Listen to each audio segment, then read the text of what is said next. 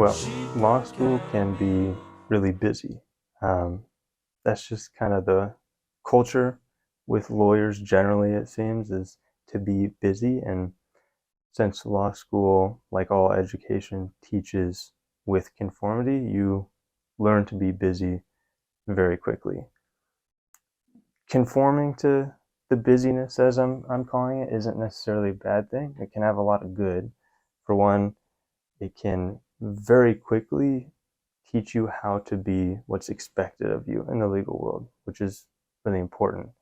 It can also really help with bonding and making great connections like I have out here because you're all going through the same thing and um, just dealing with it all at once. The ability to grind that you learn too, in terms of, um, especially if someone hasn't had a like challenging undergrad before, learning how to grind can be a very valuable skill set. Busyness generally can be very good if you're busy working on things that are getting you where you want to go. It can be a way of getting there a lot faster if you're really busy doing it, of course. And then lastly, for people in law school that didn't know what they want to do before or haven't found it while they're in law school, it can be a good idea to overcorrect, right? Like you don't know if you're going to need those good grades, so maybe you try a bit harder for them. It's just keeping doors open, basically. And so it's not necessarily a bad thing to be busy, but there are quite a few negatives that could come with it. For one, mentally, you can deal with a lot of burnout. I certainly dealt with some of that and been like battling with it during the end of the fall semester and into the spring semester. And that sort of strain from busyness also leads to physical effects. For me, it's my hamstring injury. After a long day, I'd had a few long days in a row back in October. I just needed to work out because I didn't feel like I was getting to the goals I wanted to. And so frustratedly got home and just went right to it. Didn't warm up enough, and I've been dealing with a hamstring injury ever since. So it can really affect you mentally and physically. Also, the busyness can be just it's just like busy work. You're wasting your time on things you're not interested in, or you just feel like you need to do them, and it's not getting you towards your passion, or it's getting in the way of your passions. And maybe here in law school, and certainly once people get full time and are busy and all that, you can see people really starting to lose their passions. Not that they don't enjoy them, but they just haven't had time to work on them. It's hard to find the time, and that's a pretty bad effect. The busyness can also be fairly isolating at the same time of bonding really well with the people around you. You get stuck in the law area and maybe you aren't interacting with people outside it as much, or you don't even remember how to interact with people outside it as much. And that way it can be very isolating. Or even from your friends here, you're sitting here working all day, just going through it with the grind. And so you aren't even hanging out with the friends that you're making here. And that can be very isolating. And, at the end of the day, law school is a means to an end. And in some ways, it's a trade school where you're here to get the degree, get a few skills, to then go do a job. On the best days, it's more than that. It's more intellectual and world expanding, but only to an extent. And a lot of the busyness that people get into aren't, extending this worldview or something like that. It's just busy work and not getting you anywhere you need to go, and you're just wasting your time. So there's good and there's bad. The point is there needs to be a balance. In law school, you can choose, for the most part, whether you want to be busy or not. And I've been trying to figure out that right balance. I need the good busyness. I need to make sure I'm effectively in that system of conformity to make the connections, learn how to be what's expected of me, and drive forward efficiently on the things I'm passionate about, but not go too far and do too many random things that don't matter, that I get into a stress state like I did, or have any of the burnout or mental effects. And it's a struggle to figure out. It's just the name of the game. I think it'll be very important for me to have had this experience. That way, going forward, when I'm in the real world actually working, I can use some of the things I've learned about balance to balance.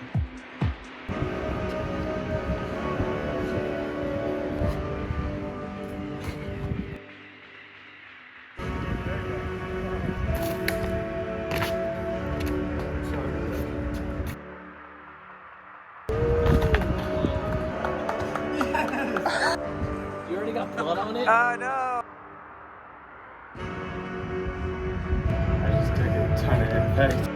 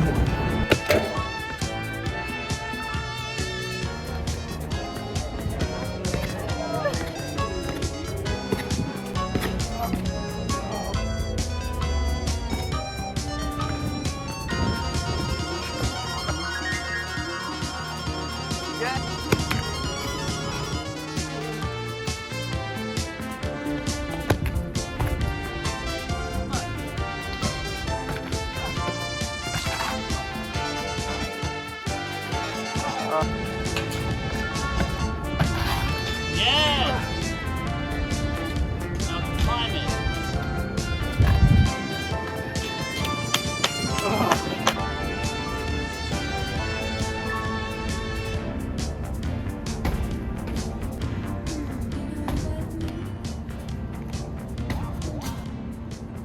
He's spacing. This is it. This is it.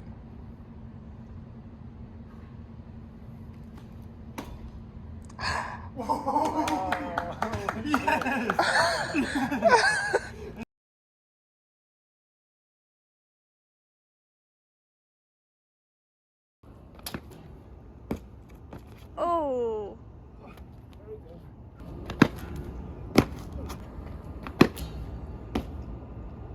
Yay!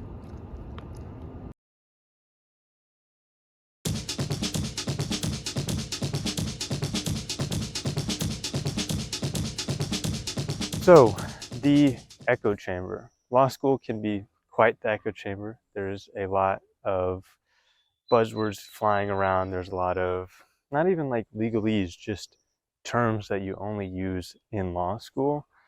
There's a lot of similar ideas floating around. There's a lot of new ideas in terms of the outside world, and hopefully a lot of these beneficial, valuable things that spin around here eventually get worked out and resolved and make the world a better place. And that's kind of the goal. And one of the nice things about it being an echo chamber is it can be a very focused path towards developing these new ideas. But at the same time, it can kind of lock you into a certain way of thinking.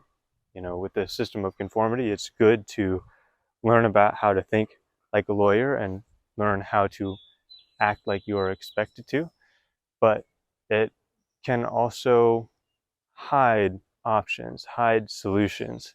And so the main point of this segment is to talk about the value of detachment. Not complete detachment, but a balance. One of the best things I did was use last fall semester to take Clean Tech to Market, which is a class through the business school. It had nothing to do with law. It was great for me because I was working on the types of things I want to work on anyway in terms of clean tech, but it also just showed me a completely different side of things. And I think that's really valuable because with legal training, you can do a lot of really, really cool and amazing stuff, but it's not the only skill set out there. And merging it with other skill sets that interest you, whether it's a business type mindset or, I don't know, biology or something like that, can be really valuable and make you even more valuable wherever you're trying to go in terms of having whatever sort of impact you're trying to have. So that's my plea here is get outside of the echo chamber. Use it to develop yourself, but make sure it doesn't cloud what you see and it doesn't section you off from new solutions, new ideas. The real world isn't in law school, it's out there. And so it's good to get out there.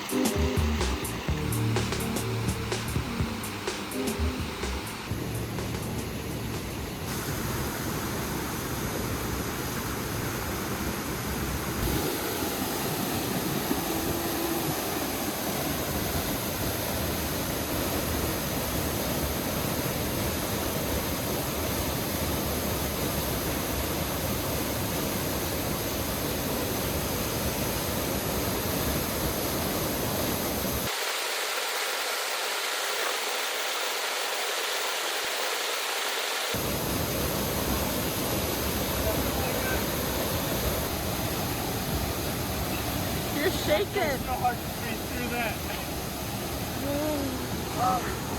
You're up next. Oh boy.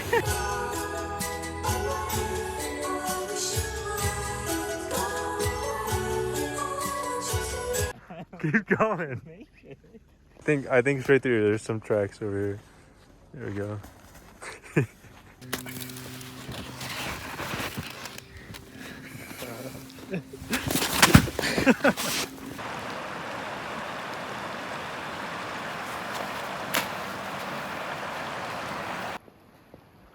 I went from not the ice, like the actual bank there, because then you can get a bit further out.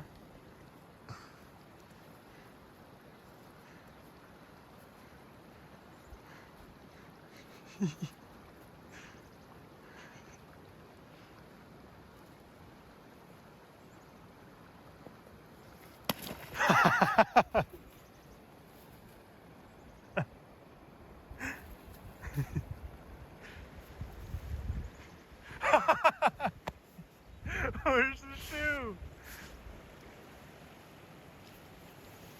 Where is it? Sit down, sure. What? There's no way.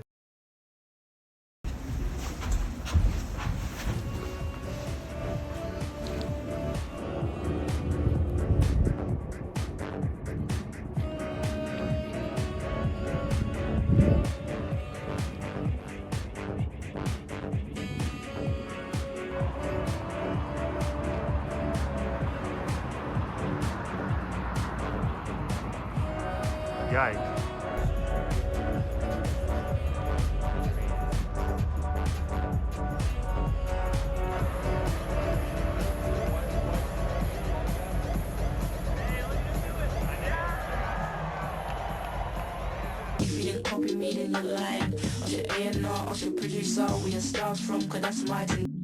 All right. Yeah, all right.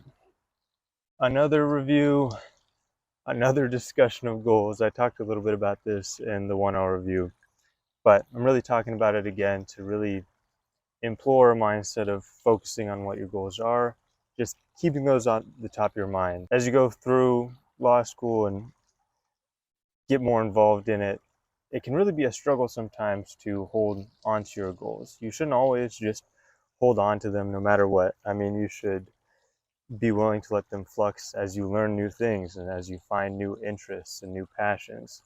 And that's one of the great things about Berkeley is you can really go down many different paths, search them out, see what they're like, and you can find a lot of different things that you didn't know existed before, and that's incredibly valuable. But with the effects of the echo chamber and just the culture around law school, sometimes you can look back and realize it's kind of hard to know whether or not those goals were your own. There's a lot in law school pushing you towards the typical ways, whether that's big law or a public interest thing or like a clerkship or something like that. And none of those things are bad. They can all be great paths for people. I myself am going towards big law, but the styles and how you do it aren't necessarily what's right for you. I think this kind of compounds itself for people who didn't have a set goal before coming to law school, because as you go through and kind of get trained to see things in a certain way and see different goals and accomplishments in a certain way, you may start to just sort of adopt that, whether or not that's really something that speaks to you or really something that matters to you. And again, it's not necessarily a bad thing, but I think it's really important that people have their own priorities and their own sort of autonomy in creating their own goals and going after what they are going to go after. As I sort of mentioned with accomplishments, it can be easy to fall into the typical goals of law school, the typical accomplishments of law school, because that's how people just naturally view you. I mean, there's a lot of history and precedent in law school that we've talked about, and so people naturally view the accomplishments that are already there in the way they viewed accomplishments when they were in law school.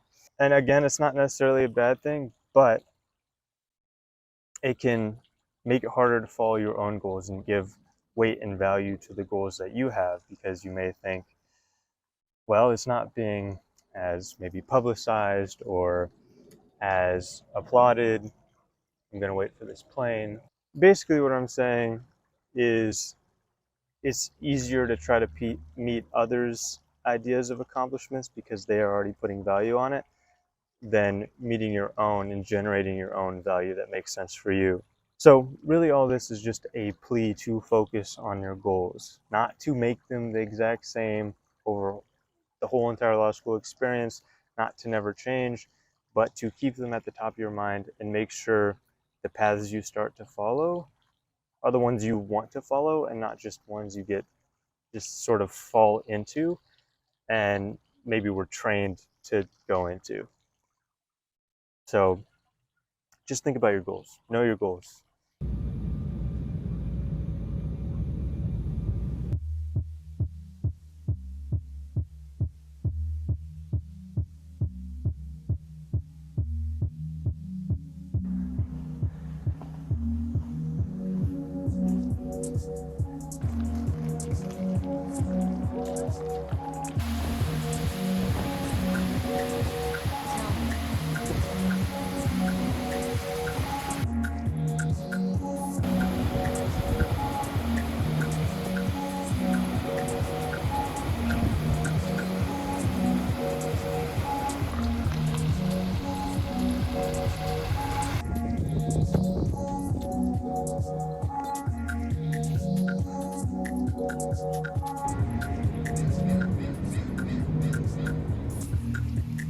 Where's my table? God damn.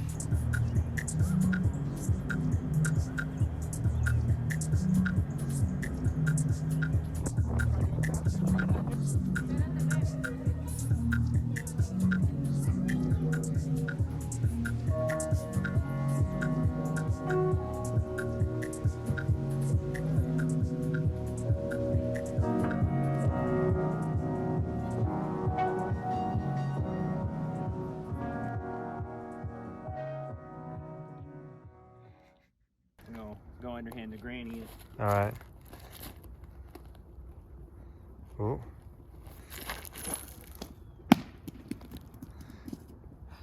You should walk out there and get it. Oh yeah.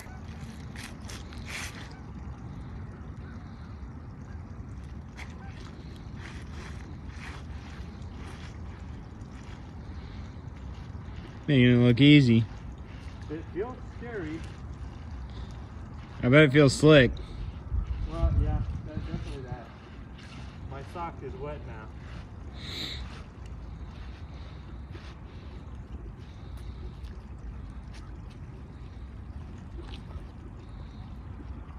You shall not touch.